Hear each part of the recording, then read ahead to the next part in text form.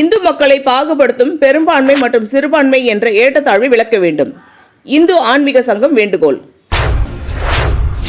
சென்னை சேப்பாக்கம் பத்திரிகையாளர் மன்றத்தில் இந்து ஆன்மீக சங்கம் சார்பில் செய்தியாளர் சந்திப்பு அச்சங்கத்தின் தலைவர் சக்திவேல் தலைமையில் நடைபெற்ற இந்த செய்தியாளர் சந்திப்பில் சங்கத்தின் நிர்வாகிகள், உறுப்பினர்கள் உடனிருந்தனர்.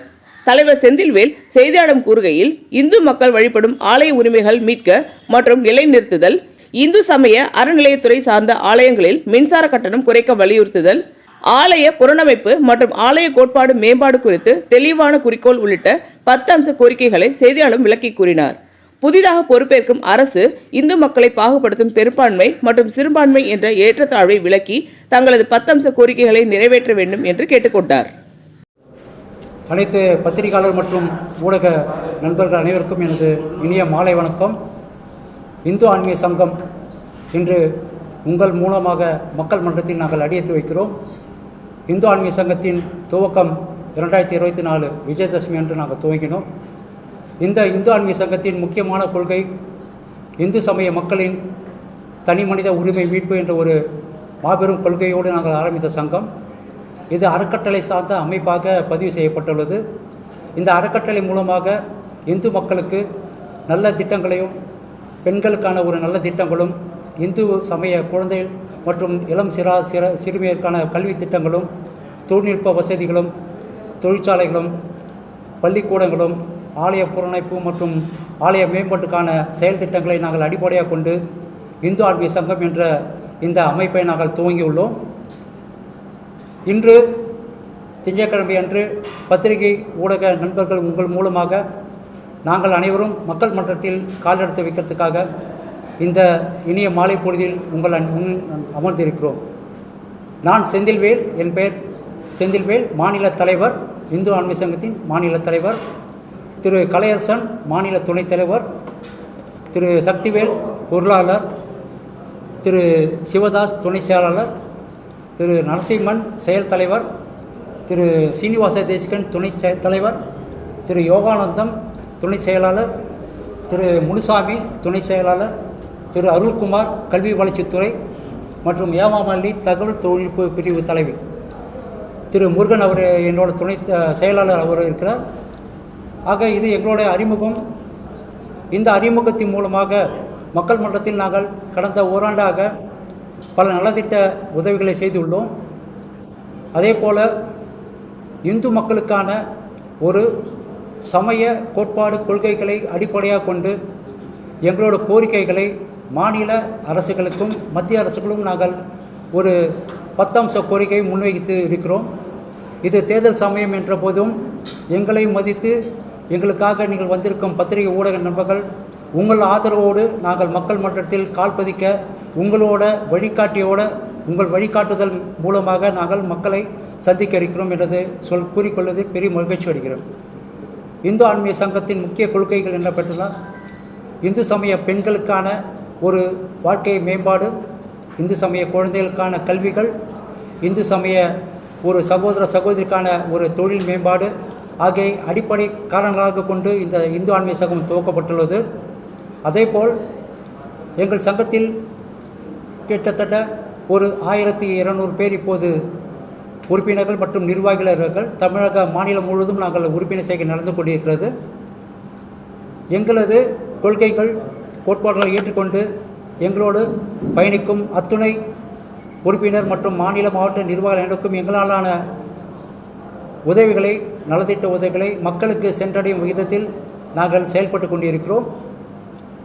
வரும் இந்த தேர்தல் சமயம் முடிந்து இந்து சமய அறநிலையத்துறை சார்பாக பொறுப்பேற்க இருக்கும் அமைச்சர் மற்றும் மாநில அரசுக்கான ஒரு கோரிக்கை முகாந்திரத்துக்காக இந்த பத்திரிகை சந்திப்பை நாங்கள் நடத்தி கொண்டிருக்கிறோம். இதன் மூலமாக இனிவரும் ஆண்டில் நமது இந்து மக்களுக்கான ஒரு பிடிப்பான நம்பிக்கை ஏற்படுத்தும் விதமாக நாங்களும் எங்கள் சங்கமும் மக்களுக்கான ஒரு உறுதுணையாக இருப்போம் என்ற கூறிக்கொள்வதில் பெருமகிழ்ச்சி அடைகிறோம். ஏற்கனவே இருக்கும் இந்து சங்க அமைப்புகள் மூலமாக மக்களுக்கு என்ன பயன்கள் என்பதை அவர்களோட செயல் திட்டங்கள் மூலமாக தெரிந்து கொள்ளிருக்கலாம். எங்களோட செயல் திட்டம் இனி வரும் இந்த நிதியாண்டில் 26-27 நிதியாண்டில் எங்களோட சங்கம் சமுதாய பணிகள் களமிறங்கி மக்களுக்கான சேவையை நேரடி கண்காணிப்பில் நாங்கள் இறங்கப் போகிறோம் என்றதை மிக தீர்க்கமாகவும் உறுதியாகவும் சொல்கிறோம். அதே போல் நமது அரசியலமைப்பு சார்ந்த விஷயங்களில் சங்கத்தின் முக்கிய அம்ச கோரிக்கைகளை மத்திய மாநில அரசுகளுக்கு எடுத்துரைக்கும் விதமாக எங்களது சங்க கோரிக்கைகளை இப்போது இந்து மக்களுக்கான ஆதரவு நிலைப்பாட்டை ஏற்றுக்கொண்டிருக்கும் அரசியல் கட்சிக்கு ஆதரவாக செயல்படுவதற்காக ஒரு கோரிக்கை மனு தயாரித்து கொண்டிருக்கிறோம். அந்த கோரிக்கைகளை ஏற்றுக்கொள்ளும் எந்த மத்திய மாநில அரசுகளுக்கும் எங்களோட ஆதரவை முழுவதுமாக தர இருக்கிறோம். அதே போல் இந்து மக்களுக்கான ஒரு வழிகாட்டுதலில் இந்த ஏற்றத்தாழ்வுகள் மற்றும் கொள்கை அமைப்புகள் மிகப்பெரிய ஒரு ஏற்றத்தாழ்வுகள் இருக்கிறது. இந்த ஏற்றத்தாழ்வுகளை களைவதற்கும் இந்து மக்கள் என்ற மக்களும் ஒரு சமுதாயத்தின் ஒரு அங்கம் என்றதை வலியுறுத்தி சொல்வதற்காக உங்கள் முன் பத்திரிகையாளர் சந்திப்பில் நாங்கள் எடுத்து வைக்கும் கோரிக்கையாக முன்வைத்திருக்கிறோம். ஏனென்றால் மதம் என்பது ஒரு மனிதனின் வழிகாட்டுதலுக்காக இருக்க வேண்டுமே தவிர மதம் என்பது அரசியல் வங்கி ஓட்டாக இருக்கக்கூடாது என்றது எங்களோட சங்கத்தின் முக்கியமான குறிக்கோள். ஏனென்றால் ஒரு மதம் சார்ந்த வங்கியை துவங்கிறதுக்காக மக்களிடையே பிளவுபடும் நோக்கத்தோடு எந்த அரசியல் கட்சியும் செய்யும் போது இதில் பாதிக்கப்படுவது பெரும்பான்மை சிறுபான்மை என்ற ஒரு ஏற்றத்தாழ்வு கொண்ட மக்களுக்கான ஒரு விஷயங்களை நலத்திட்ட உதவிகள் செய்ய முடியாமல், ஒரு சாதாரண அடிப்படை மக்களுக்கு என்ன உதவி செய்ய வேண்டுமோ அதை செய்யாமல் மதம் என்ற ஒரு போர்வையில் இருக்கும் ஒரு மக்களுக்கான ஒரு பிரிவினை ஏற்படுத்தி மக்களிடம் ஒரு வேற்றுமை உணர்ச்சியை ஏற்படுத்திவிட்டு அதில் ஒரு அரசியல் கட்சிகள் லாபம் ஈட்டுவது என்றது ஏற்றத்தக்கது அல்ல. ஏனென்றால் நமது பாரத ஒரு கொள்கையான வேற்றுமையில் ஒற்றுமை என்ற ஒரு விஷயத்தை, அந்த வேற்றுமையில் ஒற்றுமை என்ற ஒரு விஷயத்தை வலியுறுத்தி நாங்கள் மக்கள் அனைவரும் ஒரே சமமாக இருக்கிறோம், எங்களிடம் மதம் சார்ந்த பிரிவினை இல்லை, ஆனால் நீங்கள் ஜாதிய வேறுபாடுகளும் மத வேறுபாடுகளும் ஏற்படுத்தி எங்கள் மக்களை தேவையில்லாமல் குழப்பிக்கொண்டு உங்கள் அரசியல் லாபத்துக்காக எங்களை இந்து சமய மக்களும் சரி மாற்று மத மக்களையும் நீங்கள் குழப்பிக்கொண்டு எங்களிடம் ஒரு பிரச்சனை ஏற்படுத்தி அதில் குளிர் காய வேண்டாம் என்பதுதான் எங்களோட தீர்க்கமான முடிவு.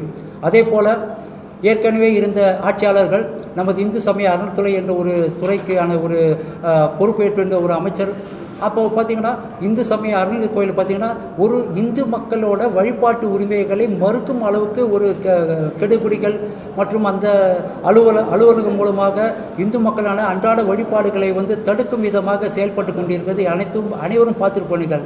ஏனென்றால் யாருமே கேட்க முடியாது, இனிமேல் இந்த மக்களுக்கான ஒரு உதவிகரமாக இருக்கிறதுக்கு எந்த ஒரு அமைப்பும் கிடையாது, எந்த ஒரு அரசியல்வாதியும் கிடையாது என்ற ஒரு நிலையை ஏன் ஏற்படுத்த வேண்டும்? மத்திய மாநில அரசுகளுக்குள்ளே இருக்கிற பிரச்சனைகளுக்கு ஏன் ஒரு குறிப்பிட்ட சமுதாயம் மற்றும் ஒரு சமயம் சார்ந்த மக்களை மட்டும் பலிகாடாக்க வேண்டும் என்று எங்களுக்கு கோரிக்கை. ஏனென்றால் இது மதம் சார்ந்த விஷயங்கள், இது மக்களுக்கான விஷயங்கள். அப்போது ஒரு மதம் என்று பிரித்து பார்க்கும்போது எங்களுக்குள்ள ஒரு ஏற்றத்தாழ்வுகள் மற்ற மதத்தினுக்கிற சிறுபான்மை பெரும்பான்மை என்ற ஒரு பாகுபாடை பிரித்து ஒன்றிணைந்து இந்த மக்களின் மதனில் ஒரு வேற்றுமையை விதைக்கும் ஒரு தீய எண்ணத்தை ஏன் நீங்கள் வளர்க்க வேண்டும்? அதால் உங்களுக்கு என்ன லாபம்? அப்போ உங்களோட வாக்கு வங்கிக்கு மட்டும் உங்களுக்கு தேவை ஒரு பிரிவினைவாதம் என்றால் அந்த பிரிவினைவாதத்தை நாங்கள் முற்றிலுமாக எதிர்ப்போம். ஏனென்றால் ஒரு சமயம் மட்டுமே ஒரு மக்கள் குறிப்பிட்ட தொகை இல்லை, அனைத்து மக்களும் சார்ந்ததுதான் ஒரு சமுதாயமாக இந்த மக்கள் சமுதாயம் வளர்ந்து கொண்டிருக்கிறது. ஒரு பொதுவெளியில் போகும்போது மாற்று மதத்தினர் என்று யோசிக்காமல் எல்லாருமே ஒரு அண்ணன் தம்பியாக ஒரு சகோதர பாசத்தோடு நம்ம பழகிக்கொண்டிருக்கோம். நீங்கள் உங்களோட ஆதரவாக இந்த மக்கள் மன்றத்தில் கோரிக்கை வைக்கிறேன். நீங்கள் எங்களோட 10 அம்ச கோரிக்கை இருக்குது, அதை கொடுக்கிறேன். தயவுசெய்து அந்த மக்களிடம் உங்களை சேர்த்துக்கொள்ளுங்கள். மீண்டும் உங்களுக்கு வாய்ப்பளித்த அனைத்து பத்திரிகை நண்பர்களுக்கும் பெரியவர்களுக்கும் நான் நன்றி சொல்கிறேன். நன்றி, வணக்கம். இந்த வீடியோ உங்களுக்கு பிடிச்சிருந்தா லைக் பண்ணுங்க, கமெண்ட் பண்ணுங்க, ஷேர் பண்ணுங்க, சப்ஸ்கிரைப் பண்ணுங்க.